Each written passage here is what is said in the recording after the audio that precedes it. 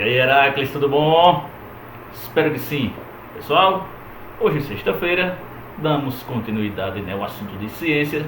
Vamos começar capítulo novo, capítulo 8, página 161, vamos até a 163, começando o nosso objeto do conhecimento, reprodução humana, parte 1. Nós estamos já na 12ª aula, pessoal. Então, vamos lá. Mas antes, como sempre, correção da atividade. Então, semana passada eu passei algumas questõezinhas sobre o assunto de puberdade, e sistema endócrino. Então, bora corrigir essas questões. Primeira questão diz o seguinte: como se chama a glândula que libera hormônios que desencadeiam o desenvolvimento e o amadurecimento das gônadas, ou seja, das glândulas sexuais, tanto o testículo quanto o ovário? Então, existe uma glândula que é responsável por controlar as outras glândulas, que nós chamamos ela de glândula mestra. Então, quem marcou a letra A, hipófise, então acertou. Então, nossa glândula que localiza-se na base do nosso encéfalo e que tem uma importante função de controle das outras glândulas do corpo. Segunda questão: que região do encéfalo, olha aí, controla e estimula a hipófise? Então, tem alguém que controla o mestre. Então, nós temos uma parte do encéfalo, da nossa região encefálica, tudo que existe na nossa caixa craniana. Mas existe uma região lá que controla o mestre. É o mestre do mestre. E nós temos uma região chamada de hipotálamo, muito importante no controle tanto da hipófise quanto de outras partes do nosso corpo, em que nós não temos controle. Então, é um controle autônomo, ou seja, independente. Vai funcionar, você queira ou não, certo? Então, chamado de hipotálamo. Terceira questão: marque abaixo a alternativa que contém dois exemplos de gônadas. Eu acho que eu já dei a resposta lá na primeira questão. Então, nós temos duas gônadas, dois tipos no caso, um total de 4, 2 para o homem, 2 para a mulher, total de 4, mas que são diferenciadas pelo sexo. Então, meninos um tipo, meninas outro tipo. Então, essas gônadas, que são glândulas sexuais, são chamadas de ovários para as meninas, testículos para os meninos. Letra B. Na quarta, diferencie características sexuais primárias de secundárias. Então, primárias são aquelas características que estão envolvidas mais diretamente com o aparelho reprodutor, e as secundárias, aquelas que são consequências dos efeitos de hormônios, que os masculinos, feminino. Então, menino para menino, então vai ter características sexuais secundárias diferentes, algumas bem semelhantes, mas que caracteriza-se pela influência de hormônios do seu grupo sexual. Então, eu tenho as primárias ligadas ao amadurecimento dos órgãos reprodutivos, testículos, pênis, no caso das meninas, ovários, útero, preparação da parte reprodutiva para uma possível gravidez, E secundárias, são consequências dos hormônios. Eles influenciam outras partes do corpo que não são ligadas diretamente ao órgão reprodutor, como, por exemplo, surgimento de pelos pelo corpo, no caso dos meninos, a voz vai ficar mais grave, a das meninas mais fina. No caso das meninas, tanto um quanto o outro, cujo surgimento de espinhas, que não é obrigatório isso acontecer. Em alguns casos, sim, pela quantidade de óleo que a pele começa a produzir na puberdade. Então, algumas bactérias vão se aproveitar desse óleo e provocar inflamações nos folículos pilosos, no folículo da pele, inflamando, gerando cravo, espinha. Crescimento dos seios nas meninas, crescimento da musculatura, principalmente do tórax dos meninos, alargamento da bacia, arredondamento das partes do corpo da mulher, tomando forma feminina. Então, são características secundárias. O objetivo da aula de hoje, nós estudarmos um pouco o aparelho reprodutor masculino e feminino de uma forma mais detalhada, certo? Diferenciando as partes de cada um desses aparelhos, compreender essas transformações que acontecem na puberdade, que é influenciada tanto pelos hormônios sexuais quanto pelo controle do sistema nervoso. Então, é isso que a gente vai tentar passar para vocês hoje. Aprender um pouco do aparelho reprodutor, já que ele influencia, impacta muito fortemente na nossa vida. Isso leva em conta esse texto de motivação aqui, destaque relacionado a isso, a questão do impacto, certo? Vamos dizer, do uso do aparelho reprodutor de uma forma não tão consciente. E, logicamente, isso leva a problemas de uma possível gravidez indesejada, aquela que não é planejada.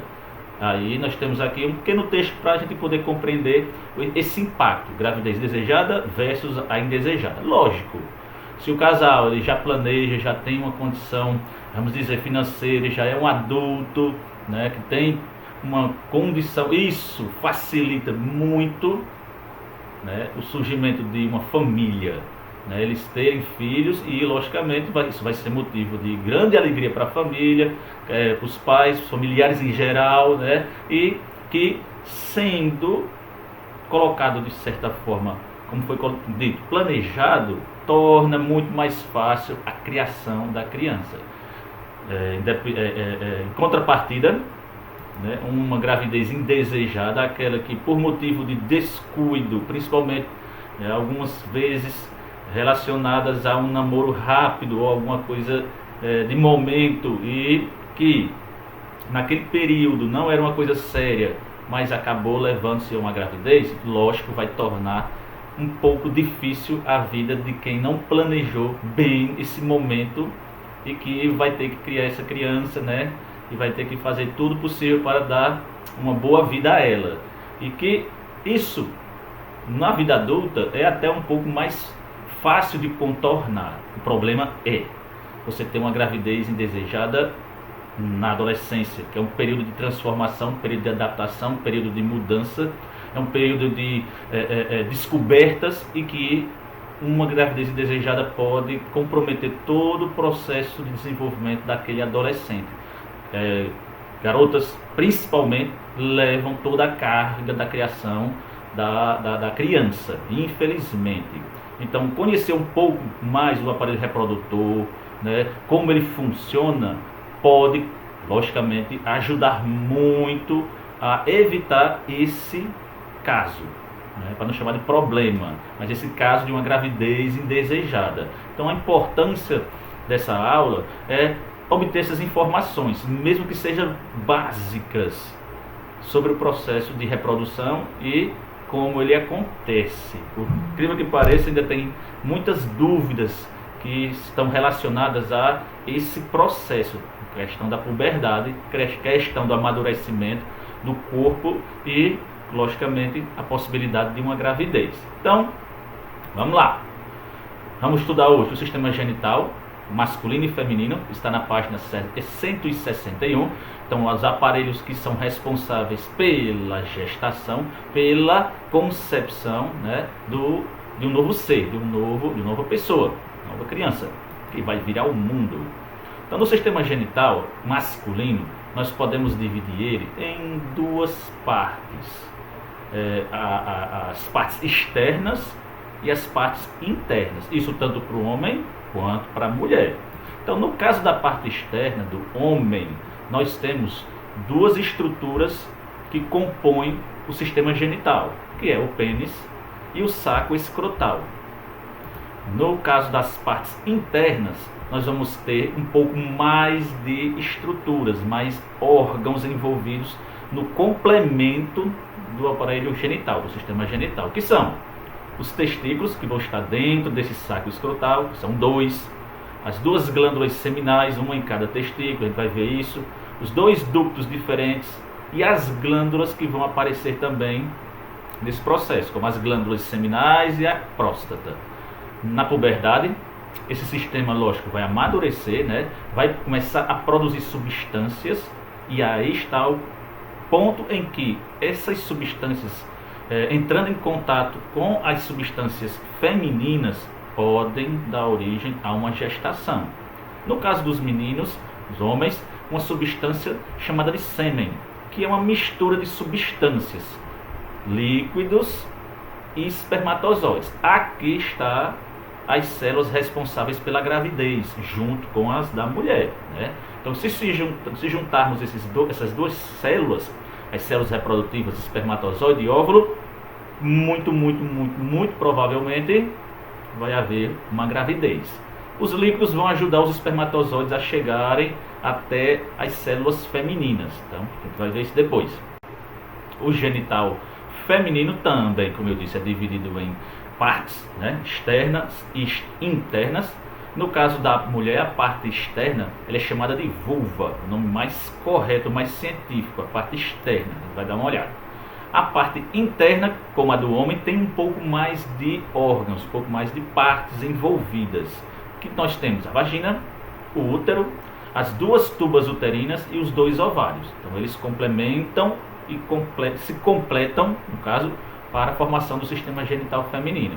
Que, como no caso dos meninos, durante a puberdade sofre o seu amadurecimento. No caso das meninas, vai produzir os óvulos, esperando os espermatozoides para acontecer a gestação, a concepção, a gravidez. E caso não venha, né, então o útero também se prepara e ele começa a descamar, ele começa a sangrar. Então nós temos aí também o ciclo menstrual. Então, e aqui nós vamos dar continuidade, né, no tópico 2, o sistema genital masculino. Isso está na página 162. Então a gente vai dar uma olhada nas partes do aparelho reprodutor masculino. Então, começando pelas partes externas, nós temos o pênis, que é o órgão por onde ocorre a saída do sêmen, as substâncias reprodutivas, certo? Só que é só um túbulo, certo? Um pequeno canal que está ligado ao sistema urinário. Então vai sair tanto a parte de substâncias relacionadas à reprodução, quanto as substâncias excretadas pelo sistema urinário, o xixi. Então ele é um túbulo, ó. O pênis, no caso, desculpa, ele é um órgão que vai apresentar uma passagem, tanto do aparelho genital quanto do aparelho urinário. Nós temos essa estrutura responsável pela reprodução. Depois, externamente, nós temos a bolsa escrotal, o saco escrotal, que é uma pele que dentro vai conter os testículos.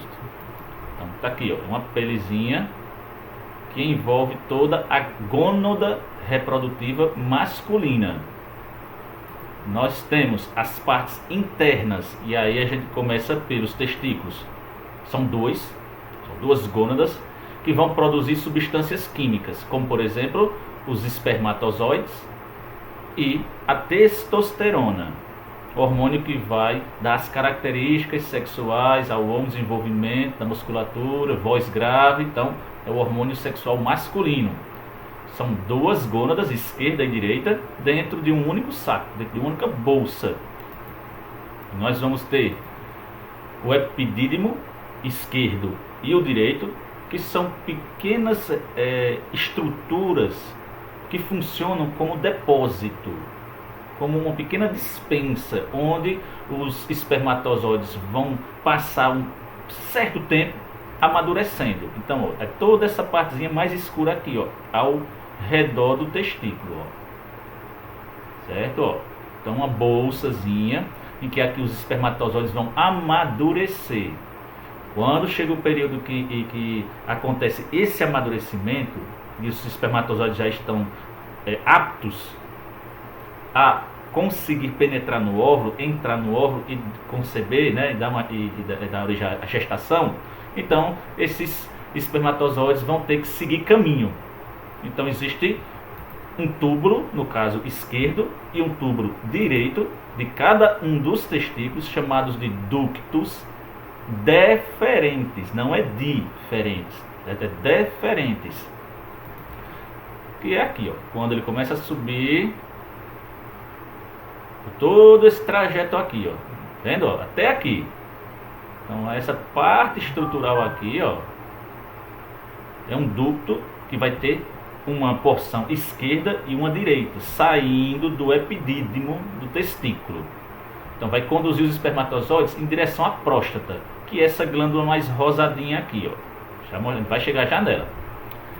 Nós temos ela aqui, a próstata, Então é uma glândula que vai produzir substâncias, vai produzir um líquido que vai ajudar a formar o sêmen e a proteger os espermatozoides. Então é uma substância líquida que é produzida por essa glândula aqui, ó, chamada de próstata, que no caso dos homens não tem grande sensibilidade. Então em casos de problemas pode-se gerar um câncer, o famoso câncer de próstata, em que o homem tem que tomar certos cuidados durante sua vida para que ele não sofra desse mal. Nós temos as glândulas seminais, ó, são duas que a gente encontra, uma bem aqui, ó, e outra bem aqui na pontinha, ó, embaixo da próstata e do lado da próstata. Então essas glândulas junto com a próstata, então esse trio, 1, 2, 3 com a próstata, elas vão ajudar também na formação do sêmen, na proteção dos espermatozoides, na nutrição dos espermatozoides. Então, quando os espermatozoides saem do testículo, amadurecem no epidídimo, pegam caminho pelo canal deferente ou ducto diferente, eles vão passar pelas glândulas que vai ajudar a proteger e a nutrir os espermatozoides, criando o que é chamado de sêmen, que é uma mistura de substâncias líquidas e espermatozoides. Após passar pela próstata e pelas glândulas, ó, os espermatozoides vão pegar a reta final, que é a uretra. Então a uretra é um túbulo que se conecta também com o canal urinário. Se você observar bem, ó, aqui é a bexiga e aqui é a uretra. E por aqui passa todo o xixi, ó, por esse caminho. O túbulo do canal deferente, observem bem, ele chega bem, passa pela próstata e se liga bem aqui na uretra, ó. Então, a partir desse momento, os espermatozoides vão percorrer um caminho que também é percorrido pelo xixi. Então, o canal uretral ou uretra conduz a urina e o esperma para fora do nosso corpo. No caso dos homens, dos masculinos. A uretra é esse canal, beleza? Então vamos lá, observem bem. Nós temos aqui agora o estudo do aparelho reprodutivo feminino. Nesse caso aqui a gente vai ter tanto a parte externa quanto interna. Então a parte externa do aparelho reprodutor feminino é chamado de vulva. Tem outros apelidos, mas o mais cientificamente correto chama-se vulva, que é a parte externa que protege a entrada do aparelho reprodutivo feminino. Então é um sistema que também está ligado ao aparelho urinário. Então são dois túbulos diferentes, dois canais. No caso do homem é um só, no caso da mulher são dois. Um somente para a parte reprodutiva, o outro somente para a parte urinária. Eles não é um único túbulo, como é no homem, que é a uretra. Então no caso da mulher nós temos a vulva e um pouco acima dela, bem na parte mais superior, vai haver um túbulo que vai se ligar à bexiga. Não é o mesmo túbulo que passa, no caso, a criança, quando nasce. Acontece a reprodução, não é o mesmo local. No caso da mulher, nós temos um túbulo separado, chamado de vagina, que é um canal que liga a vulva, a parte externa, ao útero. Então, não passa xixi por aqui, ó. São dois canais diferentes, certo? No seguinte, nós temos o útero, que é uma bolsa, certo? Nessa proporção de tamanho. Então ela cresce muito mesmo, no momento em que a criança também vai crescendo aí dentro, onde ocorre o desenvolvimento do bebê. Então a bolsa onde acontece a gestação. Caso não aconteça a gestação, a mulher entra que tem o seu ciclo menstrual, há uma descamação, há uma perda de sangue das paredes internas do útero. Então vai sangrar, geralmente uns 4, 5, 6 dias, dependendo de pessoa para pessoa, de mulher para mulher. Então aqui está o útero, a bolsa onde acontece essa gestação. Nós temos as tubas uterinas, que são duas, certo? Ó, um tubo ligando a um ovário, o outro túbulo ligando ao outro ovário. Então são dois túbulos muito importantes, onde acontece a união do espermatozoide com o óvulo, que nós chamamos de fecundação. Então, o processo de gravidez não acontece no útero. O processo de gravidez começa na tuba uterina e depois que o espermatozoide se junta com o óvulo, ele desce para o útero, onde vai crescer lá. Então tem que tomar muito cuidado nessa parte. A fecundação, que é a união do espermatozoide com o óvulo, o espermatozoide entrou pela vagina, vai atravessar o útero, vai subir para uma dessas duas aqui, ó, e uma dessas duas ele vai encontrar o óvulo, uma das tubas uterinas. Encontrando o óvulo lá, vai acontecer a gravidez. Aí o espermatozoide entrando no óvulo, algum tempo depois forma-se o que a gente chama de zigoto, a gente vai estudar muito isso, que é a célula embrionária. E essa célula vai descer para o útero, crescer lá, dando origem a um bebê. Certo? Caso não aconteça, então vem a menstruação. Tá aí as tubas uterinas, ó, esquerda e direita são duas. E para finalizar, os ovários, né, também dois, porque são duas tubas uterinas. Então são as gônadas sexuais femininas, né, em que lá são produzidos os óvulos, que são as células reprodutivas femininas, mas que também é produzido o hormônio feminino, que vai dar características à mulher, corpo, a voz, né, o formato, a formação, a preparação do corpo para a gravidez. Então tudo isso está envolvido com essa parte do corpo feminino, essa parte dessas glândulas chamadas de ovários. São dois, ó, esquerdo e direito. Ok? E aí, pessoal, nós concluímos a aula. Tá aí o linkzinho do reforço dessa aula. A atividade com as 5 perguntinhas também não é difícil. Espero que vocês tenham gostado. Se cuidem e até a próxima. Valeu! Fui!